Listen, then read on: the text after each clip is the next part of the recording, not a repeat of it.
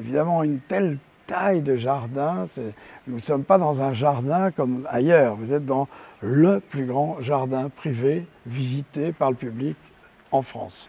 Alors je ne dis pas que le plus beau c'est autre chose, mais c'est en tous les cas le plus grand. Et tenir grand, c'est extrêmement compliqué. C'est beaucoup plus simple de tenir petit, très sophistiqué, mais tenir déjà sophistiqué et très grand, c'est un travail considérable. Je pense que là, vous allez en avoir, en tous les cas, pendant la visite, l'évocation.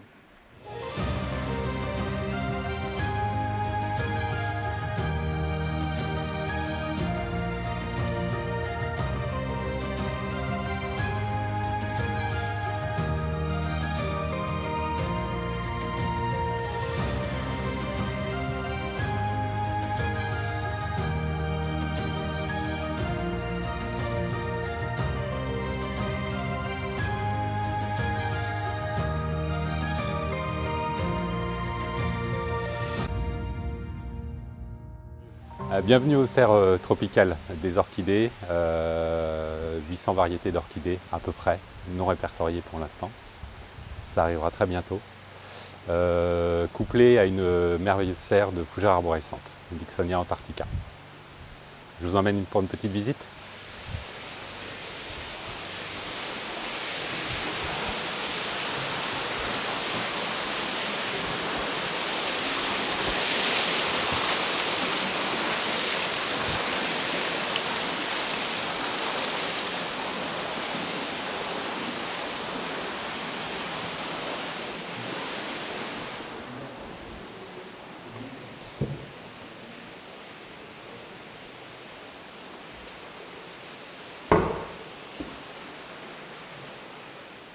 Bienvenue dans le salon du milieu où il y a quatre sujets exemplaires de Coryza speciosa.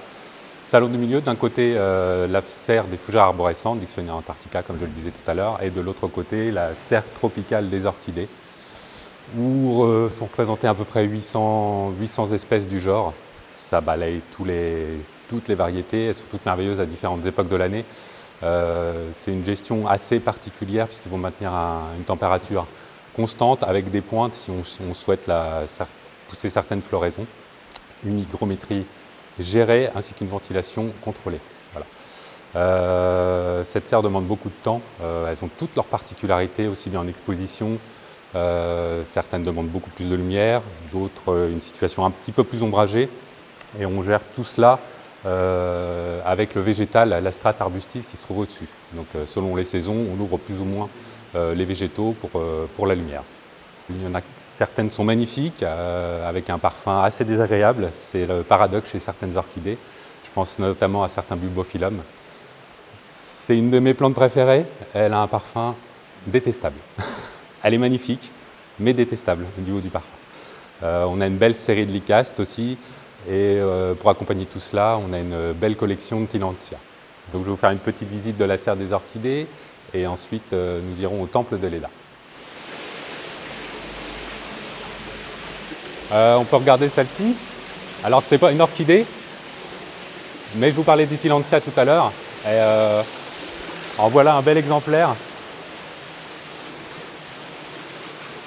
Voilà, elles font partie des plantes épiphytes, il n'y a pas de racines, elles absorbent l'humidité qui se trouve dans l'air.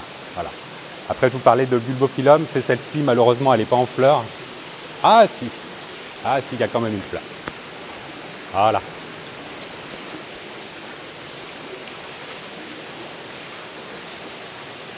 Bulbophyllum echinolabium, voilà, magnifique, une de mes préférées. Elles sont toutes mes préférées, hein, mais celle-ci particulièrement. Voilà. En revanche, elle a un parfum horrible, en viande en décomposition, pour donner l'odeur par l'image.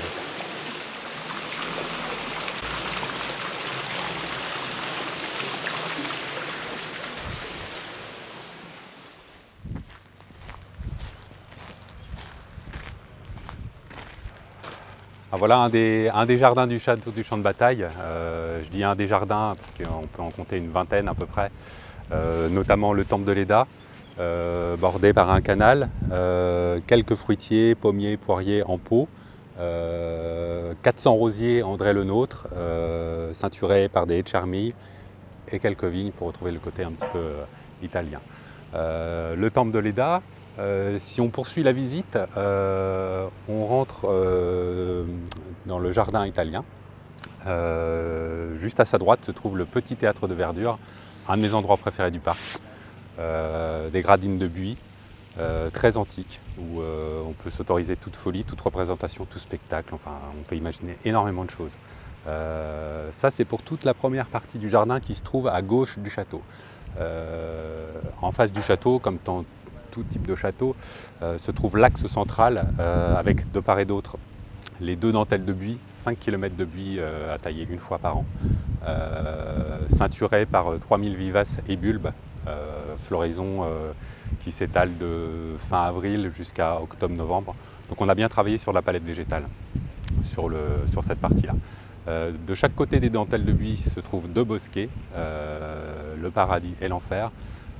Les dentelles de buis, les 2 bosquets de part et d'autre sont attribués à un dessin d'André Le Nôtre. En poursuivant la visite, vous avez l'axe central, la partie un peu plus masculine du parc, je dirais, avec les contreforts d'ifs taillés en cubes. Dans chaque contrefort se trouvent 1300 lavandes en floraison estivale, bleu. On a choisi cette teinte-là pour contraster avec le vert profond de l'if. Tout au bout se trouvent les grandes cascades du parc. Et juste après se trouve le grand canal de 500 mètres de long, 30 mètres de large, qui nous sert notamment à arroser le parc en pleine saison. Je reviendrai rapidement sur les buis. Il faut savoir qu'à Champ de Bataille, on prête une attention toute particulière sur les buis. C'est une des rares dentelles de France qui est en bonne santé encore. On ne rencontre pas toute la problématique de la pyrale du buis, on est assez vigilant à ça. On travaille avec des pièges à phéromones qui nous indiquent éventuellement si celle-ci est présente, mais jusqu'à présent, on n'a pas eu cette problématique-là.